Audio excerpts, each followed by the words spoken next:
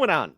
Moving on. All right, the next thing still was AI, artificial intelligence. And this comes right after I talked about a video in which RT did an AI video in which reporters, journalists were quote unquote telling the truth.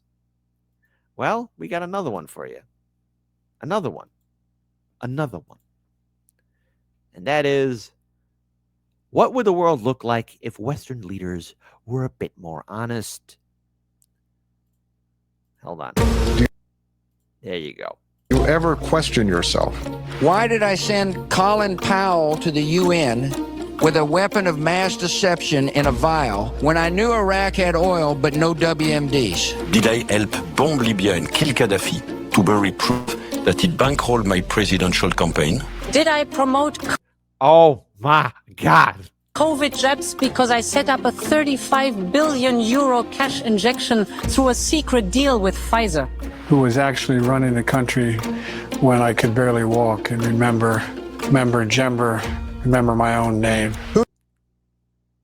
That the AI Biden is more on point than real life Joe Biden. Say again, Biden. When I could barely walk and remember my own name. Whose businesses did I pay off when I told Ukrainians to keep fighting and dying when they had a peace deal on the table? Why did I keep my Nobel Peace Prize even after bombing 7 countries during my presidency? Because, yes, I can.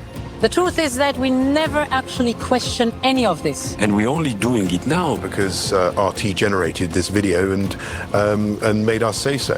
While RT has been asking such questions for 20 years.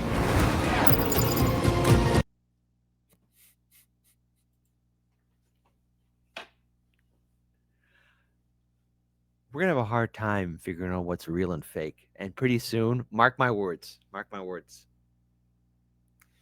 Because this is what I not fear, but I'm going to make a prediction about this. And you know what? This is one of those times where I hope I'm wrong, and you, the audience, will be like, Kit, you were way off. So glad that you were. But here's my prediction, okay? And the world is cloudy. But we have been seeing the growing rise of VTubers, and hey, more power to them. There's going to be a more rise in that, but we've also seen a rise in AI-led channels, AI content, artificial intelligence, and let's face it, once it becomes sleeker, better, faster, more effective. Sorry about that. More effective. See, AI won't be able to be AI will make mistakes, but it won't make human mistakes. It'll be more effective. It'll be stronger. You'll see it eventually replace humans, people, and it'll even seep into the independent media sphere. If it's not here already, it will be here soon. There will be not only maybe an animation type independent content creator, right? Because some people want to protect their identity. That's fine. On the other hand, too, you could see the rise in independent media that is artificially generated. And the thing is, though, who's bankrolling and funding said artificial intelligence independent media? Who's going to be putting in the programming? It's all about control. And while it is hilarious to see world leaders speak the truth, I mean, that was RT that programmed it. Just like how we saw in the previous segment, how Cuomo had his AI commercial against Zoran Mandani. It's the great replacement. It's the great change that's going to happen as we become more reliant on technology. And let's face it, people will be hesitant at first with artificial intelligence, and dare I say it, AI news. It is out there in some iteration or another, but once it gets better, and maybe once it earns a little bit more of a street cred, because people will follow it. We cannot control people's consuming habits. If it takes off, that's it. And what I'm seeing happening down the road, especially with larger content creators, because again, you have world leaders, quote unquote, being programmed by RT to speak stories that are based in fact. On the other hand, too, and this is going to impact a lot of creators, especially on all the various social media platforms, who have been right now losing views, losing subscribers, people not being notified. This is showing, just testing the waters of what's going to be acceptable and what people will consume. Give it time. Don't wait up. It'll happen soon enough. Which is another issue. Because yes, it is hilarious to see world leaders talk like this. But super intelligent AI could end humanity, says tech icons. Really? You don't say. Okay. And also AI slop. This is why you'll be paying double on your electricity bill. Absolutely. Oh, and please hit the like button and comment on our videos. And when I clip this, please like, comment, share, and subscribe. It does boost up the algorithm and rhyme. But let's go ahead and talk about it. So hundreds dignitaries across tech, academia, politics, and entertainment have signed a letter urging the ban on development of so-called superintelligence.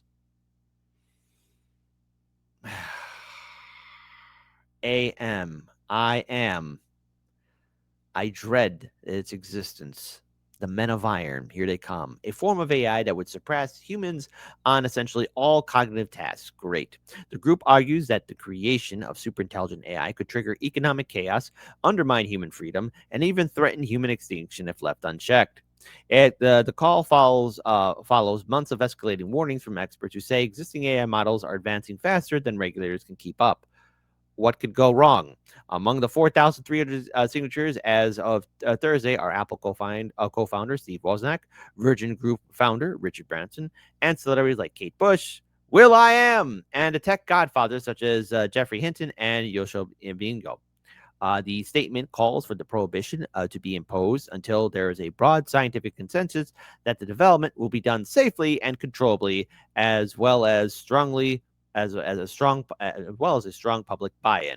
Despite the growing alarm over AI's potential risks, global regulation remains patchy and inconsistent. The European Union's AI Act, the world's first major attempt to govern technology, seeks to categorize AI systems by risk level, from minimal to unacceptable. Yet critics say the framework, which could take years to implement fully, may be outdated by the time it comes into force. OpenAI, Google DeepMind, Anthropic, and xAI are some of the big tech companies that are spending billions to train models that can think, plan, code on their own. The US and China are positioning AI supremacy as a matter of national security and economic leadership. What could go wrong? Again, one more time in case you missed it. Question yourself. Why did I send Colin Powell to the UN with a weapon of mass deception in a vial when I knew Iraq had oil but no WMDs? Did I help bomb Libya and kill Gaddafi to bury proof that it bankrolled my presidential campaign? Did I promote COVID jabs because I set up a 35 billion euro cash injection through a secret deal with Pfizer? Who was actually running the country when I could barely walk and remember my own name. You go, Joe Biden. You go, AI Joe Biden. I'm so proud of you. Whose businesses did I pay off when I told Ukrainians to keep fighting and dying when they had a peace deal on the table? Why did I keep my Nobel Peace Prize even after bombing 7 countries during my presidency? Because, yes, I can. The truth is that we never actually questioned any of this. And we're only doing it now Because RT generated this video and A human programmed it. For now, a human programmed Cuomo's commercial. For now. And I want to give a shout out to No Soundbites. Yes, he was the first Republican to be on my show. Cross that Rubicon. He said the biggest problem was AI, no use of Asimov's 3 rules. We've had the solution for 60 years, and it's ignored. And my friend, and to all of you across the political spectrum, guess what? I'll see you in the trenches, all of you. No, not against each other. No, we're all going to be in the trenches together. But what do you mean, kid? I mean, I thought this was supposed to be a funny commercial about RT owning politicians. And yes, it is. But there's a terror on the horizon. If you didn't pay attention to that second article about the advancement of superintelligence, well, then pay attention to this one. What could go wrong? Musk planning robot army. Elon Musk is planning to build what he has described as a robot army. What could go wrong? Remember that scene in The Simpsons where Homer Simpson was leading a labor strike against Mr. Burns? and he decided to make robots do the job, and the robots snapped and they were chasing Smithers and Homer down the hallway. I know, when The Simpsons were good, a Coca-Cola classic. That could happen. Or the Men of Iron from Warhammer 40K, or Terminator, or, hey, The Matrix. Why not? Wired reported earlier this week, citing remarks by the Tesla CEO during the company's recent earnings call, the billionaire entrepreneur is said to be seeking greater personal influence over Tesla as it expands into robotics and AI. What could go wrong? According to the report, Musk is pushing to increase his voting power in Tesla to around 25% and has defended a compensation package potentially worth up to $975 billion. Hey, Elon, listen, buddy. Wire transfer me at least $5 million. I could use it, all right? Before the whole world gets blown up. Don't worry, Mike, Larry, and all my friends will be in the trenches fighting Elon Musk's robot army. That will be the second American revolution against AI, arguing that stronger control is necessary as the company develops humanoid robots and AI systems. Musk reportedly told investors that his main concern is maintaining enough control over Tesla's future direction. He said he wouldn't feel comfortable building a robot army. Why would you feel comfortable in the first place? He said he wouldn't feel comfortable building a robot army unless he has a strong say in how it operates. Not total control, but significant influence. Sarah Connor, the character. Remember we used to watch her? Terminator 2? I remember the 90s, and so do all of you. You'd be watching the Terminator maybe at the laundromat. You remember laundromats? And they'd be playing movies. Or either that, you'd be watching on the TV. It'd be a TV special late at night, before cable took over. And you'd be watching it, and you'd be like, damn, man, I hope we never have robots. Now, here it is.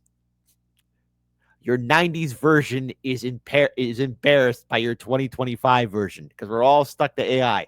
I'm guilty of it too. Sarah Connor, please forgive me. So he wouldn't feel comfortable building a robot army unless he has a strong say in how it operates. We had Terminator, we had The Matrix, we have Warhammer 40K books warning us about AI, robots. Hell, and I'm even going to throw it in there. We got Dune. But don't worry, Mike. Don't worry, everybody.